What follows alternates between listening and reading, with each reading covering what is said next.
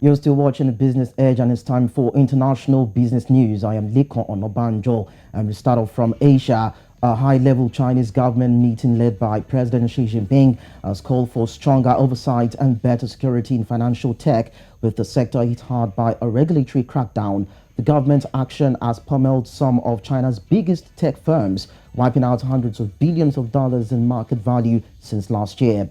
With the Chinese economy hammered by COVID lockdowns, the government has rolled out a series of support measures, including a call for predictable tech regulations. The Chinese leader also called for these enterprises to be better supported in serving the real economy. Now, the German companies that drive Europe's biggest economy are contemplating painful cuts to their output and resulting to polluting forms of energy previously considered unthinkable as they adjust to the prospect of running out of Russian gas. Reduced Russian deliveries have accelerated efforts across German industry to find alternatives to keep factories running and limit the economic cost. Chemical giant BASF is working out which factories should cut output first, while rival Lanxess may delay shutting some coal-fired power plants. As Gazprom cut flows via the Nord Stream 1 pipeline from Russia to Germany by 60% last week, supplier to Procter & Gamble, KLM Fiber, is weighing a decision to spend millions of retrofitting its gas power plant to run on oil. Meanwhile, Iraq may end up as one of the biggest losers from cheap Russian barrels flowing to Asia, with lukewarm demand for its key grades. There have been no spot purchases of Iraq's Basra medium or Basra heavy crude so far in the current Asia trading cycle, while a tender to sell heavy oil didn't get awarded. This was revealed by traders who buy and sell the grades. The Iraqi grades are the two mainly exported by the country to international markets, SHIP has revealed, saying any cut to volumes or prices would be a blow to OPEC's second biggest producer. The Iraqi grades are an outlier in Asia, where robust demand led to an earlier than usual start of the trading cycle for fiscal crude buying. Let's now tell you about Japan. Now, Japan will withdraw financing for key coal-fired power plant projects in Bangladesh and Indonesia under efforts aimed at accelerating a global phase-out of the dirtiest fossil fuel. Asia's second largest economy will stop providing government-backed yen loans to the Matahari 2 coal expansion project in Bangladesh and the Indramayu plant in Indonesia, the country's foreign ministry said in a statement. The move comes days ahead of a meeting of the Group of 7 nations, which agreed last year to stop international financing of coal projects. Japan, which accounted for more than half of the $6.6 billion of coal support from G7 countries in 2019, initially opposed that move, and while it subsequently tightened conditions for overseas coal projects, it has faced sharp criticism over its support for new development under certain conditions. We now tell you that an Italian state-owned bank, Monte dei Paschi di Siena, plans to raise 2.5 billion euros, that's about $2.6 billion in capital, to fund a new strategy aimed at tripling its net profit.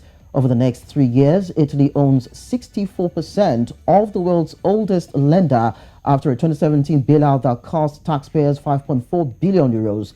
It will fund the latest cash call based on the size of its stake, pumping in another 1.6 billion euros.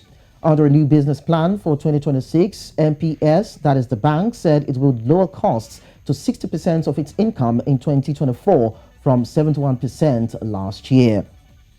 And finally, Bitcoin could stay below its historic high of $69,000 for the next 2 years after the latest digital asset market rout, according to the chief executive of the world's largest cryptocurrency exchange, Changpeng Zhao. The cornerstone crypto asset fell below that level at the weekend in a symbolic move that represented a wipeout of gains for many long-term Bitcoin holders.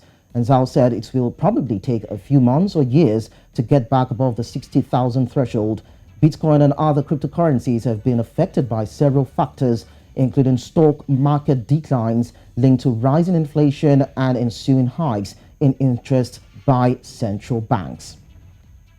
And those are the stories that we have for you on international business news. We have a report for you on business ed, so don't go away. Let's tell you that women are traditionally responsible for food preparation in their families and are engaged in various stages and steps of processing their food.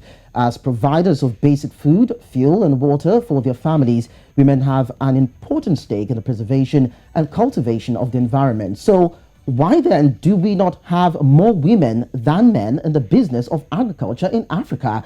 And that is a big question that New Central's Bettina Nweli looks to unravel for us in this particular package. Let's watch it.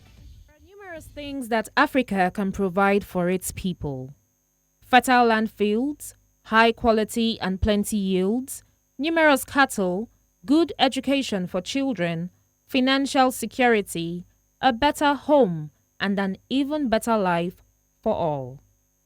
Africa can provide all these and even more to both the hardworking smallholder and the large-scale African farmers, entire African countries, and even the world at large. The potential is almost unbelievable. Unfortunately, this remains largely untapped. The major part of it is the climate change.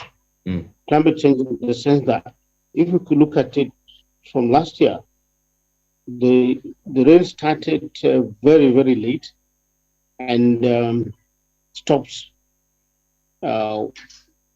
just suddenly without most of the, especially that affected people who are into rice farming.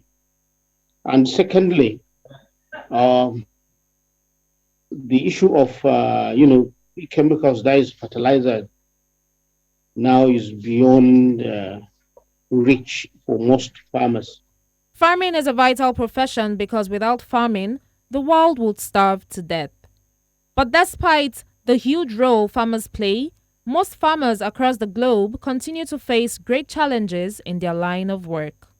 The United Nations Economic Commission for Africa says that few persons would argue against the estimate that women are responsible for 60 to 80% of the agricultural labor supplied on the continent of Africa.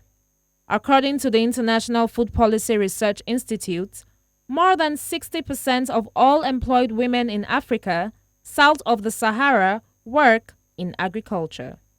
Yet, the region's women farmers often reap a meager harvest, not because of inclement weather or poor soil quality, but because of their gender. When you talk about harsh weather realities, like maybe flooding, and also me being a woman and having to go to the farm, you dress properly. And when it comes to flooding and other things, over time with experience, I use the best farm practices, and I also listen to the weather news to know if it's going to flood, when it's going to happen. So you know when to plant, when to harvest, So yeah, that helps.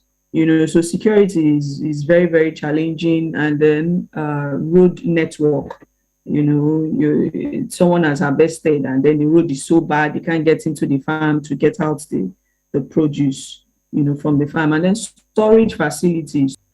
Women play pivotal roles as farmers and business women. Indeed, these roles spread across the entire value chain.